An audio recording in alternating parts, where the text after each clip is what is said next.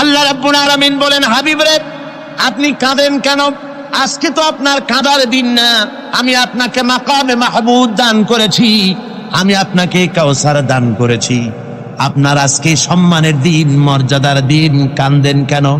আল্লাহর হাবিব বলবেন, রব্বুল আলামিন মাকামে মাহমুদ পেয়েছি, কাউসার পেয়েছি, কান্দি এই জন্য আমি দেখতে পাচ্ছি আবার সামনে দিয়া ফেরেশতারা আমার উম্মতগুলি জাহান্নামের দিকে নিয়ে যায়। আল্লাহ রাব্বুল আলামিন বলবেন, ওগো আমার হাবিব, আমি আপনাকে ক্ষমতা দিলাম, আপনার জান্নাতি উম্মতগুলি আপনি বেছে নেন। আল্লাহর হাবিব তার জান্নাতের উম্মতগুলি বাঁচতে থাকবেন। হযরত আয়েশা বলেন, ইয়া রাসূলুল্লাহ, কিয়ামতের ময়দানে লক্ষ কোটি কোটি মানুষের ভিতরে আপনার জান্নাতি উম্মত আপনি চিনবেন কি করে? হুজুর বলেন, আয়েশা, কোন একটি ঘোড়ার কপাল যদি থাকে সাদা, এই সাদা কপালওয়ালা ঘোড়াটা যদি অসংখ্য ঘোড়ার ভিতরে যদি হারিয়ে যায়, তাহলে সাদা কপালওয়ালা ঘোড়ার মালিক তার ঘোড়াকে পাবে কিনা বলো? হযরত আয়েশা বলেন, হুজুর অনায়াসে পাবে। আল্লাহ রাব্বুল আলামিনের হাবিব বলেন, আয়েশা রে, কিয়ামতের ময়দানে আমার যেই উম্মতেরা নামাজি ছিল, দিনদার ছিল, পরেজগার ছিল, দুনিয়ার বুকে ঈমান নিয়ে যারা চলাফেরা করেছে, আমার দিন কায়েমের আল্লাহর দিনের জন্য যারা কাজ করেছে, ওদের চেহারা নূর চমকাতে থাকবে, ঈমানের নূর কিয়ামতের দিন চমকাতে থাকবে। সেই ঈমানের নূর দেখে দেখে আমি আমার জান্নাতি উম্মতগুলি আমি বেছে নেব। নবীজি বলেছেন, কন্যার পিতাদেরকে গালি দিও না। অনেকে টিটকারি করে, বারবার মেয়ে হয় ছেলে একটাও হয় না, সেই জন্য টিটকারি বটকারি করে। আল্লাহর নবী বলেছেন, মেয়ের পিতাকে গালি দিও না, ঠাট্টা করো না, যেহেতু আমি মুহাম্মদ রাসূলুল্লাহ সাল্লাল্লাহু আলাইহি ওয়াসাল্লাম, আমি মেয়েদের পিতা, আমি নিজে মেয়েদের পিতা। খাও না, মেয়েদের পিতাকে গালি দিও না। রাসূলুল্লাহ বলেছেন, আকাশের নিচে জমিনের উপরে খাদিজার মতো মহিলা আর নাই। সেই হযরতে খাদিজা রাসূলের 4টি মেয়ে পেটে ধারণ করেছিলেন। সুবহানাল্লাহ। মেয়ের প্রতি রাসূলুল্লাহ যথেষ্ট মহব্বত করতেন, মেয়েকে খুব ভালোবাসতেন হুজুর সাল্লাল্লাহু আলাইহি ওয়াসাল্লাম। হুজুরের কলিজার টুকরা ছিলেন মা ফাতিমা রাদিয়াল্লাহু তাআলা আনহা। হুজুর যখন কোথাও যেতেন, সকলের শেষে দেখা করতেন ফাতেমার সঙ্গে, আর বিদেশ থেকে সফর করে এসে সকলের আগে দেখা করতেন ফাতেমার সঙ্গে। সুবহানাল্লাহ। রাসূলুল্লাহ আরো বলেছেন, তোমরা যখন বাজারে যাবে বা ব্যবসা করতে যাবে বা বিদেশে যাবে, আসার সময় যে সব হাদিয়া নিয়ে আসো। আমরা যখন বাইরে যাই, বাজারে যাই, কিছু হাদিয়া আনি না? জামা, কাপড়, চকলেট ইত্যাদি আমরা আনে থাকি। রাসূলুল্লাহ বলেছেন, হাদিয়াগুলি তোমরা যারা বিদেশে যাও, বাজারে যাও, হাদিয়া আনবে, আর এনে ঘরের মধ্যে ঢুকে তা শুরু করবে মেয়েকে দিয়ে। প্রথমে দেবে মেয়েকে। সুবহানাল্লাহ। মেয়ের মর্যাদা ইসলামে সব চাইতে বেশি। কোন যুগে? যে যুগে মেয়ে হলে পরেই মাটির নিচে ঘিরে রাখতো, আছাড় মেরে মেরে ফেলে দিত। বেআইয়ি যামবিন কুতিলাত, কোন অপরাধে তাদেরকে হত্যা করা হলো, আল্লাহ পাক কোরআনে কারীমের মধ্যে বলেছেন তাদের অপরাধ আর কিছু না, তারা নারী, এই জন্য তাদেরকে মেরে ফেলা হতো। রাসূলুল্লাহ তাদের ইজ্জত দিলেন। সুবহানাল্লাহ বিহামদিহি। রাসূলুল্লাহ সম্মান দিলেন, ইজ্জত দিলেন তাদেরকে। কন্যা হিসাবে নারীর এই মর্যাদা। ফাতেমাকে রাসূল এত ভালোবাসতেন, ইন্তেকালের সময় হযরত ফাতেমা কাঁদতে কাঁদতে বেহুশ হয়ে যাওয়ার উপক্রম হয়ে গেছে। রাসূলুল্লাহ হযরত ফাতেমাকে ইশারা দিলেন। হযরত ফাতেমা তার কান নিয়ে রাসূলুল্লাহর মুখের কাছে লাগাই দিলেন। আল্লাহ নবী কি যেন বললেন কানে কানে, হযরত ফাতেমার কান্না বন্ধ হয়ে গেল। হযরত আয়েশা বলেন, মা, রাসূলুল্লাহ তোমার কানে কানে কি বলল আর তোমার কান্না বন্ধ হয়ে গেল? হযরত ফাতেমা বলেন, ইয়া আম্মা জান, আমার আব্বা আমার কানে কানে বলল, মা ফাতেমা তুই কাঁদিস না, তোর কান্না আমার বরদাস্ত হয় না, তোমাকে কাঁদতে হবে না। আমি তোমাকে সুসংবাদ দিয়ে যেতেছি, আমি মরে যাওয়ার পর সর্বপ্রথম তোমার সাথে আমার দেখা হবে। রাসূলুল্লাহর এই ভবিষ্যৎবাণী হযরত ফাতেমা বুঝতে পেরেছেন যে হুজুরের ইন্তেকালের পরে আমার বেশি দেরি হবে না, আমিও তাড়াতাড়ি হুজুরের সাথে শামিল হতে পারবো। হুজুরের ইন্তেকালের 6 মাস পরেই হযরত ফাতেমা রাদিয়াল্লাহু তাআলা আনহা ইন্তেকাল করেছিলেন। কন্যা হিসাবে নারীর মর্যাদা ইসলাম অনেক অনেক গুণে বাড়িয়ে দিয়েছে। এই কন্যা শিশু, কৈশোর, যৌবন পেরিয়ে যখন যৌবনে তার বিয়ে হয়ে যায়, আল্লাহ রাব্বুল আলামিন তখন বলেন, ওয়া মিন আয়াতিহি আন খালাকা লাকুম মিন আনফুসিকুম আজওয়াজান লিতাসকুনু ইলাইহা ওয়া জাআলা বাইনাকুম মাওয়াদ্দাতান ওয়া রাহমা। আল্লাহ পাক বলেন, আমার নিদর্শনের ভিতরে এটিও একটি নিদর্শন যে আমি তোমাদের থেকে তোমাদের জোড়া তৈরি করেছি, তোমাদের স্ত্রীদেরকে তৈরি করেছি, তোমাদের সাথে তোমাদের স্ত্রীর ভালোবাসা সৃষ্টি করেছি, মহব্বত সৃষ্টি করেছি। এই মহব্বত আমি আল্লাহ তৈরি করেছি। আর যখন বুড়ো হয়ে যায় মানুষ, স্বামী স্ত্রী যখন বুড়ার বুড়ি হয়, তখন আর ভালোবাসা থাকে না, তখন ওই ভালোবাসা সহৃদয়তার করুণায় আমি আল্লাহ পরিণত করে দেই। বুড়ার জন্য তখন বুড়ি ছাড়া আর উপায় নাই, বুড়িরও আর বুড়া ছাড়া উপায় নাই। তখন ভালোবাসা কোনো বিশেষ কোনো অক্ষণীয় ভালোবাসা নয়, তখন একের উপরে অন্য একদম নির্ভরশীল হয়ে পড়ে। আল্লাহ পাক বলেন, এই অবস্থা আমি আল্লাহ সৃষ্টি করে দেই। সুবহানাল্লাহি ওয়া বিহামদিহি। স্ত্রীকে রাসূলুল্লাহ কত ভালোবাসতেন। আল্লাহর নবী বলেছেন, আমার কাছে তিনটা জিনিস প্রিয়, একটা হচ্ছে সুগন্ধি, একটা হচ্ছে নামাজ, আরেকটা হচ্ছে স্ত্রী। সুবহানাল্লাহ।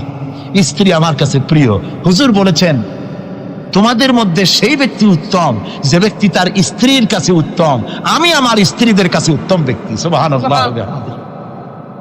রাসূলুল্লাহ স্ত্রীকে কত ভালোবাসতেন। বিশ্বনবী রাজনৈতিক কর্মকাণ্ড চালাচ্ছেন, যুদ্ধের দামামা বাজতেছে, চতুর্দিকে কত অশান্তি, সবকিছু চলছে, স্ত্রীর হক আদায় করতে ভুলে যাননি। রাতের বেলায় হযরত আয়েশার বয়স কম, তাকে নিয়ে রাসূলুল্লাহ একটু সুযোগ পেয়েছেন, বলছেন, আয়েশা সব তো ঘুমিয়ে, চলো আমরা একটু দৌড়াই। ওই যে দূরে একটা জিনিস দেখা যায়, দৌড় দাও, দেখি কি আগে যায়। দুজনে দৌড় প্রতিযোগিতা করলেন। দৌড় প্রতিযোগিতায় হযরত আয়েশা ফার্স্ট হলেন, হুজুর পিছনে পড়ে গেলেন। হযরত আয়েশা খুব আনন্দ করলেন যে আপনি কিন্তু আমার সাথে দৌড়ে পারলেন। পরবর্তী কিছু কাল যাওয়ার পর হযরত আয়েশা বলেন, হুজুর আজকে আবার বললেন যে চলো আয়েশা একটু দৌড়াই। হযরত আয়েশা বলছেন যে সেদিনের তুলনায় আমার শরীর একটু, আমি মুটিয়ে গেছি, শরীরটি স্থূল হয়েছে। আমি আজকে দৌড়ালাম কিন্তু পারলাম না, রাসূল আগে চলে গেলেন। আমি হাঁপাতে হাঁপাতে যখন হুজুরের কাছে চলে গেছি, হুজুর তখন মুস্কি হেসে আমাকে বললেন, আয়েশা ওই সেই দিনের জবাব আজকে দিয়ে দিলাম। সুবহানাল্লাহি বিহামদিহি, সুবহানাল্লাহি বিহামদিহি। বিশ্ব নবী কত বড় আদর্শ বিশ্ব মানবতার জন্য। তিনি বলেছেন, আরাফাতের ময়দানে রাসূলুল্লাহ বলেছেন, তোমরা যেমন পড়বে তোমার স্ত্রীদেরকে তেমন পড়াবে, তোমরা যেমন খাবে তোমার স্ত্রীদেরকে তেমন খাওয়াবে। স্ট্যান্ডার্ড মেনটেন করবে। তুমি ভালো দামের কাপড় পরবে, স্ত্রীকে খারাপ দিবে তা নয়। অধিকার দুজনেরই সমান, স্বামী এবং স্ত্রী সমান অধিকার। কিন্তু আমরা তা বুঝতে পারি না, বুঝতে চাই না। আমরা অনেকে মনে করেছি বিয়ে যখন করছি তখন আমি তো নওয়াবজাদা নসরুল্লাহ খান, আর বউ তো কেনা দাসী। না, সে কিন্তু দাসী নয়, তার মর্যাদা আছে, তার সম্মান আছে, তার সম্মান আপনাকে দিতে হবে। রাসূলুল্লাহ দিয়েছেন, আপনাকেও দিতে হবে। রান্না বান্না হতে দেরি হয়, কত গালাগালি শুনতে হয় নারীকে। আল্লাহর নবীর স্ত্রী হযরত আয়েশা বলেছেন, আল্লাহর নবী কাজ করে, মানুষের সঙ্গে কথা বলে, রাষ্ট্রীয় দায়িত্ব পালন করে ঘরের ভিতরে এসে যখন দেখেছেন রান্না হতে দেরি আছে, রাসূলুল্লাহ বিরক্ত হন নাই, ভুরু কুঞ্চিত করেন নাই, চোখ মোটা করেন নাই, আমাকে কোনো কথা শোনার নাই, বরং আমার কাছে বসে রান্নায় আমাকে সহযোগিতা করেছেন। সুবহানাল্লাহ বিহামদিহি। এই হলো আল্লাহর রাসূল, এই হলো বিশ্ব নবী। স্ত্রীর সঙ্গে কি মহব্বত! সুবহানাল্লাহ বিহামদিহি। হুজুর মহব্বত করতেন স্ত্রীদেরকে। রাসূলুল্লাহর ঘরে দৌলত ছিল না, কিন্তু মহব্বত দিয়ে ভরা ছিল ঘরটা। হুজুরের ঘরে ফ্রিজ নাই, এসি নাই, হুজুরের ঘরে কার্পেট নাই, হুজুরের ঘরের মধ্যে জাজিম নাই, তোশক নাই, বড় বড় কম্বল নাই, আরামের কোনো জিনিস নাই, মডার্ন ইকুইপমেন্টস কিচ্ছু নাই, দৌলত নাই, কিন্তু মহব্বত দিয়ে ঘরটা ভরা। হযরত আয়েশা বলেছেন, আমি পানি পান করে গ্লাস রেখে দিতাম, আল্লাহর নবী তখন গ্লাসের সেই জায়গায় ঠোঁট লাগাতেন যেখানে আমি ঠোঁট লাগাইয়া পানি পান করেছি। আমি গোশত চিবোতাম, রাসূলুল্লাহ আমার হাত থেকে গোশত টুকরা নিয়া সেই জায়গায় চিবোতেন যেখানে আমি চিবয়েছি। সুবহানাল্লাহ। আমার ভাইরা, রাসূল তার স্ত্রীদেরকে মহব্বত করতেন। স্ত্রীরা রসুলকে মহব্বত করতেন দারুণ ভাবে। একবার হযরত আয়েশা সিদ্দিকা রাদিয়াল্লাহু তাআলা আনহা হুজুরকে গোসল করাতে ছিলেন, মাথার উপরে পানি ঢালতেছেন, হুজুর একটা চৌকির উপরে বা একটা তক্তার উপরে বসে আছেন। গোসলের পানির ভিতরে রাসূলুল্লাহ দেখতে পেলেন রক্তের মতো কি যেন প্রবাহিত হয়ে যাচ্ছে। হুজুর জিজ্ঞেস করেন, আয়েশা রে, পানির ভিতরে রক্তের মতো কি দেখা যায়? হযরত আয়েশা বলেন, হুজুর আপনি যখন বসেছিলেন অসতর্ক মুহূর্তে তক্তার নিচে আমার একটা আঙ্গুল পড়েছিল, পায়ের আঙ্গুলটা ফেটে বোধহয় রক্ত বেরোতেছে। রাসূলুল্লাহ তাড়াতাড়ি করে উঠলেন আর ওই আঙ্গুলকে ব্যান্ডেজ করে দিলেন। রাসূলুল্লাহ বললেন, আয়েশা রে, আঙ্গুল ফেটে গেছে, একটু আহাহু পর্যন্ত করলে না, এতক্ষণ তুমি কষ্ট করলে কেন? হযরত আয়েশা বলেন, ইয়া রাসূলুল্লাহ, ওটা তো একটা পায়ের আঙ্গুল। আয়েশার কলিজাটা ফেটে যদি রক্ত বেরোতো রাসূলুল্লাহকে উঠতে বলতে আমি পারতাম না। কি মহব্বত রাসূলের সাথে। হযরত আয়েশা বলেন, হুজুর সাল্লাল্লাহু আলাইহি ওয়াসাল্লাম স্ত্রীদেরকে এত ভালোবাসতেন, আমাদের ঘরে গোশত টোস্ত তেমন রান্না বান্না খুব কম হতো। গোশত রান্না হবে কি, মাসের পর মাস চলে গেছে রাসূলের বাড়িতে, হুজুর স্ত্রীরা বলেছেন আমাদের ঘরে চুলে আগুন জ্বলে নাই, একটু শুকনা রুটি, একটু শুকনা খেজুর আর একটু পানি খেয়ে আমাদের জীবন চলেছে, এরকমের অবস্থা হয়েছে। তারপরে এই অবস্থা চলেছে, এর মধ্যে যদি কখনো একটু গোশত আসছে, হুজুর যখন ছাগল টাগল ইত্যাদি ছাগল দুম্বা জবাও করেছেন, এই দুম্বার গোশত নিয়ে ছাগলের গোশত নিয়ে রাসূলুল্লাহ নিজে বেরোতেন। হযরত খাদিজার বান্ধবী কোথায় আছে খুঁজে ওই বান্ধবীর কাছে গোশত পৌঁছে দিয়ে আসতে। হযরত আয়েশা বলেন, একদিন আমার ঘুম ভেঙে গেল, দেখি হুজুর আমার কাছে নাই, গেলেন কোথায়? খুঁজতে খুঁজতে যায় দেখি মসজিদে নববীর ভিতরে হুজুর হাত তুলে বসে আছেন, মোনাজাত করতেছেন। আমি পেছনে গিয়ে হাত তুললাম, আমি শুনতে পাচ্ছি নবীজি দোয়া করছেন, রব্বুল আলামিন কিয়ামতের ময়দানে যেদিন সন্তান তার পিতাকে ভুলে যাবে, মা তার সন্তানকে হারায় ফেলবে, ওই কঠিন হাসরের ময়দানে আমি যেন আমার খাদিজাকে হারাইয়া না যাই। মুনাজাতের শেষে হযরত আয়েশা বলেন, ইয়া রাসূলুল্লাহ, খাদিজার কথা আপনার এত কেন বারবার মনে পড়ে?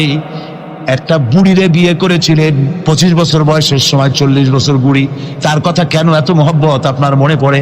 তার থেকে যুবতী মেয়ে, সুন্দরী মেয়েকে আপনার স্ত্রী হিসেবে আপনি পান নাই। হুজুর বলেন, আয়েশা রে, খাদিজার সম্পর্কে এমন কথা তুমি আর বলো না, তোমরা সবাই আমার সুখের দিনের স্ত্রী, আর খাদিজা আমার এমন সময় স্ত্রী ছিল যখন মক্কায় আমার আশ্রয় ছিল না, তামাম মক্কা নগরীতে আমার আশ্রয় ছিল না। খাদিজার সঞ্চিত সমস্ত ধনরাশি ইসলাম কবুল করার পর দুহাতে খাদিজা বিতরণ করে দিয়েছে। হযরত আয়েশা বলেন, হুজুর আমার গোস্তাকি মাফ করে দেন, আমি আর এরকম বলবো না, তবে খাদিজা সম্পর্কে আমার কিছু একটু শুনান।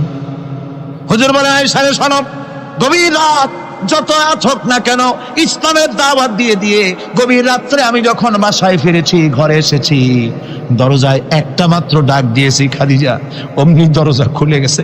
আমি জিজ্ঞেস করেছি, খাদিজা রে, যত রাত্রে আসলাম, যতবার আসলাম, একটা ডাকের বেশি লাগলো না, তুমি কি ঘুমাও না? হযরতে খাদিজা বলেছেন, ইয়া রাসূলুল্লাহ, আমার মনের ভিতরে ভয় থাকে, আল্লাহর রাসূল দ্বীনের খেদমতে বাইরে আছেন, আমি যদি আরামে বিছানায় ঘুমায় থাকি আর নবীজি দরজার কাছে দাঁড়ায় আমারে ডাকাডাকি করবেন, উঠতে যদি দেরি হয়ে যায় নবীজির সঙ্গে বেয়াদবি হয়ে যাবে, এই মনে করে আপনি না আসা পর্যন্ত দরজার সাথে পিঠ লাগাই আমি দাঁড়াইয়া দাঁড়াইয়া ঘুমাই। আমার ভাইরা, হযরতে খাদিজার ইজ্জত স্বয়ং আল্লাহ দিয়েছেন। কে দিয়েছেন? হাদিস শরীফে এসেছে, রাসূলুল্লাহ জাবালে নূরে বসা, গারে হেরার ভিতরে বসা, হযরতে জিবরাইল রাসূলুল্লাহর সঙ্গে কথা বলতেছেন। একটু পরে হযরতে জিবরাইল বলেন, ইয়া রাসূলুল্লাহ, আমি আর এখানে বসবো না, আমি এখন চলছি। আমি দেখতে পাচ্ছি খাদিজা আসতেছে আপনার জন্য খাবার নিয়ে।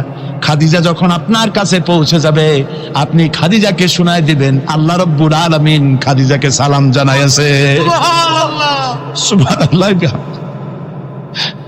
রাসূলুল্লাহর কাছে হযরতে খাদিজা যখন আসলেন, হুজুর বললেন, খাদিজা, আজকে তোমার জন্য দারুণ সুখবর। বলে কি? বলে আল্লাহ পাক জিবরাইল কেমন উঠে গেল আমার কাছ থেকে, জিবরাইল বলে গেল আল্লাহ তোমাকে সালাম বলেছেন। হযরত খাদিজা কেঁদে ফেললেন, বললেন, ইয়া রাসূলুল্লাহ, আমার নারী জন্ম সার্থক, আল্লাহ আমাকে সালাম বলেছে, এর জবাব কেমনে দিতে হয় হুজুর আমি তো জানি না, আপনি আমার পক্ষ থেকে আল্লাহর সালাম কিভাবে দেওয়া লাগে আপনি দিয়ে দিন, আমি তো বুঝি না কেমনে আল্লাহর সালামের জবাব দেব। হুজুর বললেন, খাদিজা, শুধু আল্লাহ নয়, জিবরাইলও তোমাকে সালাম বলে গেছে। হযরতে খাদিজা বললেন, হযরত জিবরাইলকে আমার সালামের জবাবটা ওয়ালাইকুম আসসালাম বলেন। হযরত খাদিজার এই মর্যাদা ছিল। আমার ভাইরা, রাসূল পাক সাল্লাল্লাহু আলাইহি ওয়াসাল্লাম এভাবে মহব্বত করেছেন স্ত্রীদেরকে। সুতরাং স্বামী স্ত্রীর মহব্বত আল্লাহ জান্নাতি নিয়ামত। কি নিয়ামত? যে ঘরের মধ্যে স্বামী স্ত্রীর মধ্যে মিল মহব্বত আছে এটা বেহেশতের মতো, আর যেখানে মিল মহব্বত নাই এটা জাহান্নামের মতো। ঠিক কি? সুতরাং মহব্বত করুন, বেশি বেশি স্যাক্রিফাইস করুন, বেশি বেশি স্যাক্রিফাইস করুন। নারীদের ব্যাপারে বলা হয়েছে, পুরুষকে বলা হয়েছে অধিকার আদায় করো, সব ব্যাপারে সমান অধিকার। কিন্তু নারীকে একটা ব্যাপারে বলা হয়েছে, নারী শোনো, পুরুষের মর্যাদা তোমার চাইতে আল্লাহ রাব্বুল আলামিন বেশি দিয়েছেন। আর রিজালু কাওয়ামুনা আলান নিসা, নারীদের উপরে পুরুষের প্রাধান্য আল্লাহ পাক দান করেছেন। একদিন একজন সাহাবী বলেছিলেন, ইয়া রাসূলুল্লাহ, জংলি উট দেখলাম আপনার পায়ের উপরে সেজদায় পড়ে গেল, আপনি যদি আমাদেরকে অনুমতি দিতেন না আপনাকে আমরা সেজদা করতাম। আল্লাহ নবী বললেন, মানুষ মানুষকে সেজদা করা এ পারমিশন যদি আমি দিতাম তাহলে দুনিয়ার সমস্ত স্ত্রীদেরকে বলতাম তারা যেন তাদের স্বামীকে সেজদা দেয়।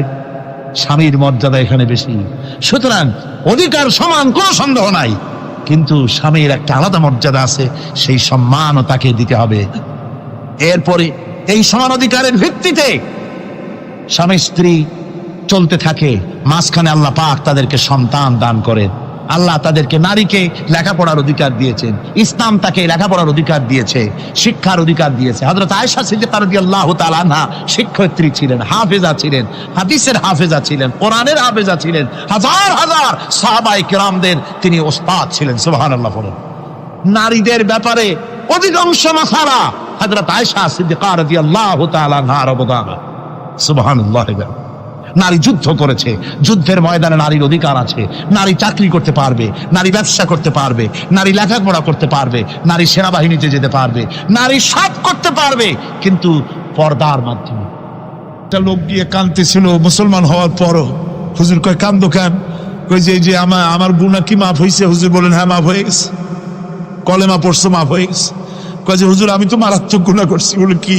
বলে আমার একটা মেয়ে, সেই মেয়েটাকে নিয়ে আমি, ঘটনা লম্বা, আমি সংক্ষেপে বলতেছি, মেয়েটাকে ফাঁকি দিয়া তারে আমি মারবো, বুঝতে দেই নাই আমার বউরে।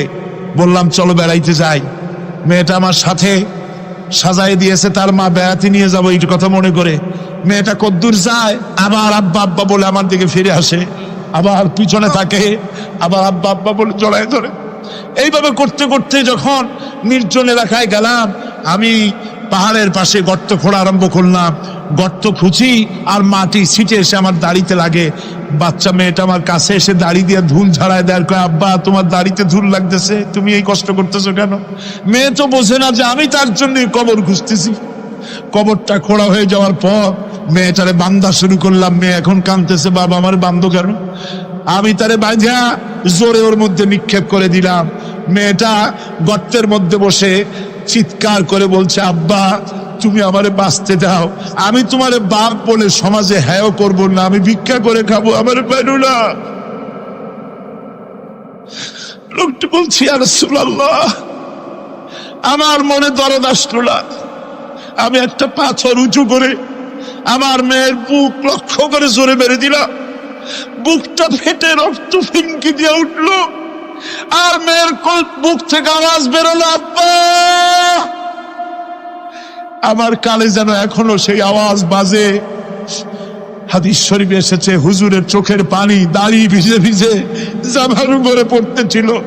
হুজুর বললেন, আহারে, মানুষেও পারে এইরকম কাম করতে।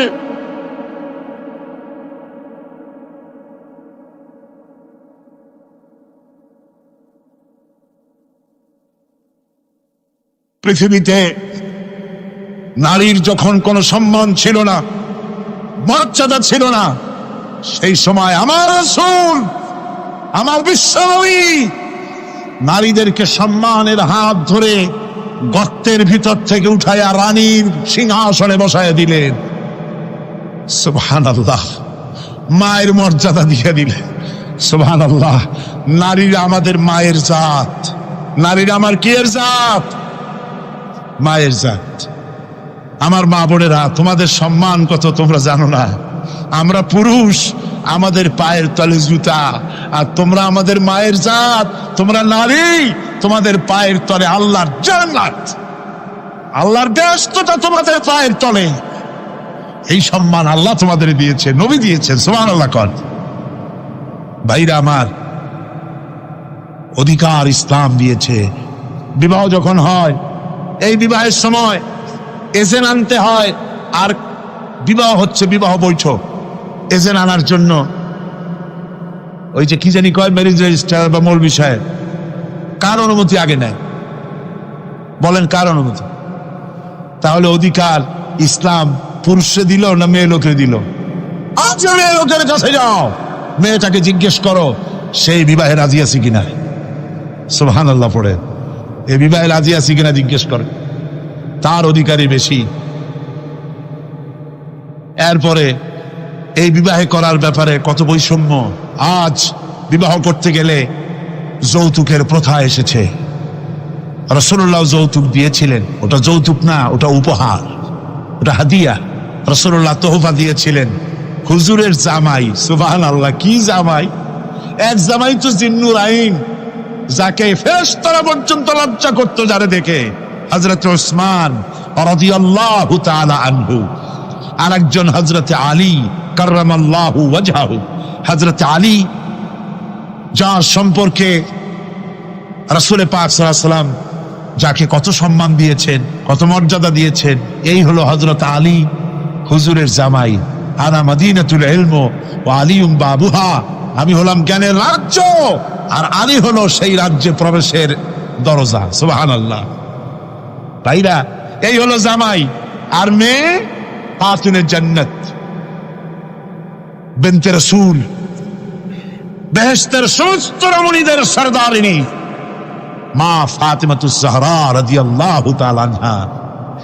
কি উপহার দিলেন বিয়েতে রাসূল! এই মেয়ে আর এই জামাই। উপহার হলো খেজুরের ছোবড়ার একটা তোশক, পানি উঠাবার জন্য একটা মশক, আর আটা পেশা একটা জাতা। এই হলো নবীর মেয়ে আর জামাইয়ের জন্য উপহার। রাসূলের প্রতি কি ভালোবাসা দেখেছেন হযরত উম্মে হাবিবা রাদিয়াল্লাহু তাআলা আনহা, আমাদের মা আবু সুফিয়ান রাদিয়াল্লাহু তাআলা আনহু, তার মেয়ে। তার কাছে আবু সুফিয়ান তখনও কাফের, সেই কুফরি হালতে মেয়ের ঘরে গিয়েছেন। যাওয়ার পরে হযরত উম্মে হাবিবা বাপ যখন বসতে গিয়েছেন, তখন উম্মে হাবিবা বলছেন যে আব্বা একটু দাঁড়ান। এই অবস্থায় দাঁড়াতে বলে বিছানাটা উল্টায় দিয়া তারপরে বললেন যে বসেন। বাপ মনে খুব দুঃখ পেলেন। আবু সুফিয়ান বললেন, মা উম্মে হাবিবা, আমি তোমার পিতা, ভালো একটা বিছানা থাকলে তাই বিছায় দেওয়া উচিত ছিল, আর তুমি বিছানাটা উঠাইয়া তারপরে আমার খালি জায়গায় বসতে বললা, আমি তোমার ব্যবহারে আহত হলাম। হযরত উম্মে হাবিবা বলেন, আব্বা জান, নিশ্চয়ই আপনি আমার আব্বা, শ্রদ্ধেয় পিতা, কোনো সন্দেহ এতে নাই, কিন্তু আপনি একজন কাফের। আল্লাহর রাসূল যে বিছানায় বসেন, সেই বিছানা আমি একটা কাফেরকে বসতে দিতে পারি না। সুবহানাল্লাহ। তিনজনের দোয়া কবুল হবে আল্লাহর দরবারে। তার মধ্যে একজন হলেন মাজলুম ব্যক্তি, যে ব্যক্তি অত্যাচারিত, যে ব্যক্তি মুসাফির, প্রবাসী, তার দোয়া কবুল হবে। আর মা বাপ যদি সন্তানের জন্য দোয়া করে, ওই দোয়া আল্লাহ রব্বুল আলামিনের দরবারে মঞ্জুর হয়ে যায়।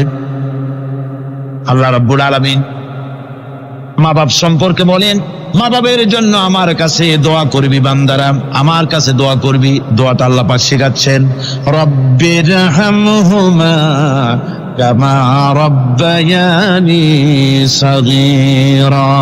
পড়েন সবাই, রব্বিরহামহুমা কামা রব্বায়ানি সাগীরা। একটু জিকির করেন, লা ইলাহা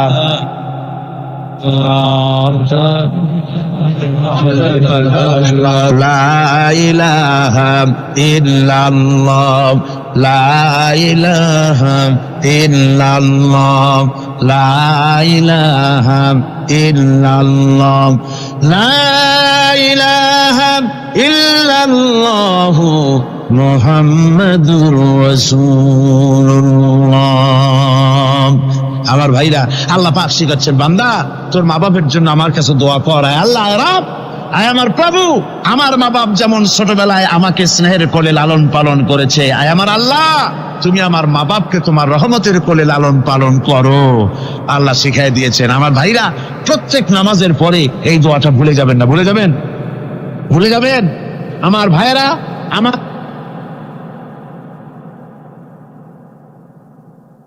وَوَصَّيْنَا الْإِنسَانَ بِوَالِدَيْهِ إِحْسَانًا حَمَلَتْهُ أُمُّهُ كُرْهًا وَوَضَعَتْهُ كُرْهًا। আল্লাহ পাক বলেন, আমি পৃথিবীর সমস্ত মানব মণ্ডলীকে উপদেশ দিয়েছি, মা বাপকে সম্মান করো, শ্রদ্ধা করো, তাদের উপকার করো। তার কারণ হলো তোমার মা তোমাকে গর্ভে ধারণ করেছে অত্যন্ত কষ্টের সাথে। আল্লাহ বলতেছেন, মা তোমাকে গর্ভ ধারণ করেছে অত্যন্ত কষ্টের সাথে, এরপরে তোমাকে ডেলিভারি করেছেন অত্যন্ত কষ্টের সাথে, তোমাকে ডেলিভারি করেছেন। গভীর রাত্রে মানুষ সব ঘুমায় যায়, গর্ভবতী মা ঘুমাতে পারে না, সন্তান পেটের ভিতরে হাঁটু দিয়া গুঁতা মেরেছে, পা দিয়া লাথি মেরেছে। মা চরম শীতের রাত্রে, প্রচন্ড শীতের রাতে গায়ের লেপটা সরাই দিয়া মা একবার দাঁড়ায় আর একবার বসে, একবার দেওয়ালের সাথে হেলান দিয়া দাঁড়ায়, কষ্ট করে রাতটায় কাটায় দেয়। আবার সারাদিন সংসারের জন্য কাজ করেছেন, রান্না বান্না করেছেন, মা সকলকে খাওয়াইয়া মা শেষের দিকে খেতে গেছেন। যখন নিজে খেতে গেলেন, আবার পেট ক্ষুধা নিয়ে খেতে বসেছেন, পেটের ভিতরে সন্তান লাথি মেরেছে, পেটের মধ্যে ঘুষা মেরেছে, হাঁটু দিয়া গুঁতা মেরেছে, ভরা পেটে পেটের ভিতরে সন্তান গুঁতা মারলো হাঁটু দিয়া, মাথা দিয়া। মা ক্ষুধা রয়েছে, পেটে খেতে পারলেন না, বেদনা শুরু হয়েছে। খাবারের থালাটা ঠেলে দিয়ে মা দাঁড়ালেন, বসলেন, চোখের পানি ফেললেন। এভাবে করে মা একটা দুইটা দিন নয়, 10টি মাস পর্যন্ত সন্তানটাকে পেটের মধ্যে নিয়ে, একটা জীবিত মানুষ আর একটা জীবিত সন্তান পেটের মধ্যে নিয়ে নড়াচড়া করছেন, চলাফেরা করছেন। কিতাবের মধ্যে এসেছে, রাতের বেলায় মা যে ঘুমাতে পারেন না সন্তানের নড়াচড়ার কারণে, রাতভর ইবাদত করলে যত সওয়াব পাওয়া যেত, আল্লাহ ওই সওয়াব মায়ের আমলনামায় লিখে দেন। সন্তান পেটে থাকার কারণে খেতে পারে না, পেট ভরে ক্ষুধায় কষ্ট পায় মা, এই জন্যে 10 মাস ধরে রোজা রাখলে যে সওয়াব হতো, আল্লাহ রাব্বুল আলামিন মায়ের আমলনামায় রোজার সওয়াব লিখে দেন। 10 মাস পরে গেল, সন্তান ডেলিভারির সময় চলে এলো। মায়ের মন বিমর্ষ, সন্তান ডেলিভারি হবে, না জানি মরে যাই নাকি, না জানি অপারেশন লাগে নাকি, কি অবস্থা হবে। মা খেতে পারে না, মুখটা শুকায়া যায়। ডেলিভারির সময় যখন আসে, মা বাবার কাছ থেকে বিদায় নিয়ে যায়, স্বামীকে একান্তে গোপনে ডেকে নিয়ে বলে, প্রাণের স্বামী, দীর্ঘদিন একসঙ্গে ঘর কন্যা করেছি, অপরাধ হয়ে যেতে পারে, আমারে মাফ করে দিও। আমার মনে হয় এবার আমি আর বাঁচবো না। সংসার থাকলো, চাবি থাকলো, সব বুঝে নাও, আমারে মাফ করে দিও। মা চলে গেল সতিকা গৃহে, ক্লিনিকে চলে গেল, অপারেশন থিয়েটারে চলে গেল, অথবা ডেলিভারির জায়গায় চলে গেল। ডেলিভারি পেইন শুরু হয়ে গেল, বেদনা শুরু হয়ে গেল। এক একটা বেদনা যেন মায়ের এক একটা মৃত্যু যন্ত্রণা শুরু হয়ে যায়। এমন যন্ত্রণা, প্রসব বেদনা দুনিয়ার ভুক্তভোগী মা ছাড়া আর কেউ জানে না। এই চরম বেদনার ভেতর দিয়ে, চরম কষ্টের ভিতরে মা যখন একটা বাচ্চা প্রসব করলো, জিহাদের ময়দানের মতো মা রক্তাক্ত হয়ে গেলেন, সন্তান দুনিয়ায় এলো। মা তখন অস্থির থাকেন। এত বড় বিরাট কষ্টের ভিতরে আল্লাহ রাব্বুল আলামিন বলেন, সন্তান যখন ডেলিভারি হয়ে গেল, মায়ের মনের ভিতরে আমি তখন এই ফিলিংস, এই টেন্ডেন্সি জাগ্রত করে দিই, দেখ কি হয়েছে। মা তখন দেখতে চায় কি হয়েছে। মায়ের সামনে যখন এত কষ্টের, হৃদয় বিংড়ানো, কলিজার 32টি নারী ছেঁড়া যন্ত্রণার সন্তান যখন মায়ের চোখের সামনে আসে, আল্লাহ পাক বলেন, মা যখন তার ছেলের মুখের দিকে তাকায়, মেয়ের মুখের দিকে তাকায়, আল্লাহ বলেন 10 মাসের পেটে ধরা কষ্ট আর ডেলিভারির সব কষ্ট মায়ের মন থেকে মুছে ফেলে দেই। আল্লাহ রাব্বুল আলামিন বলেন, খবরদার দুনিয়ার মানুষ, এমন মায়ের সাথে নাফরমানি করবি না, এ মায়ের সাথে নাফরমানি করবি না, মাকে সম্মান করবি, মার কাছে দোয়া চাবি। দুনিয়ায় যদি সম্মান চাও, রিসপেক্ট চাও, মায়ের পায়ে ধরে কাঁদো। মায়ের জাতি অনেক সম্মান তার। রাসূল করিম সাল্লাল্লাহু আলাইহি সাল্লামকে প্রশ্ন করা হয়েছে, হুজুর খেদমত করবো কার? হুজুর কয় মায়ের। তারপরে কার? হুজুর কয় মায়ের। তারপরে কার? হুজুর বলেন মায়ের। তারপরে কার? তোমার পিতার। 3 গুণ। তোর ভাইয়ের মর্যাদা 3 গুণ বেশি, তোর বাবার চাইতে মর্যাদা বেশি। সুবহানাল্লাহ পড়ে। আর আজকে ইসলামের শত্রুরা তারা বলে যে ইসলাম নারীর অধিকার আদায় করে নাই। নারীর অধিকার ইসলাম দেয় নাই তো কে দিয়েছে? আমার বন্ধুগণ, বিশ্বনবী জনাবে মুহাম্মদ রাসূলুল্লাহ সাল্লাল্লাহু আলাইহি ওয়াসাল্লাম মসজিদে নববীর ভিতরে বসে আছেন। এক বৃদ্ধা মহিলা মসজিদের মধ্যে প্রবেশ করলেন। হুজুর বৃদ্ধাকে দেখে দাঁড়ায় গেলেন, বিশ্বনবী বুড়ি মেয়ে লোককে দেখে দাঁড়ায় গেলেন। আল্লাহর নবী বুড়িকে দেখে দাঁড়ালেন। বুড়ি যখন কাছে এলেন, আল্লাহর নবী নিজের গায়ের চাদর বুড়ির জন্য বিছায়া দিলেন। বুড়ি বসলেন। এরপরে কথাবার্তা সারার পর বুড়ি যখন বিদায় হবেন, হুজুর আবার দাঁড়ালেন। বুড়ি মহিলা চলে গেলেন। সাহাবায়ে কেরাম বলেন, ইয়া রাসূলুল্লাহ, কিছুই বুঝলাম না, একজন বৃদ্ধা মহিলার জন্য বিশ্বনবী দাঁড়ান আর গায়ের চাদর বিছান, আমরা বড় আশ্চর্য হয়ে গেলাম।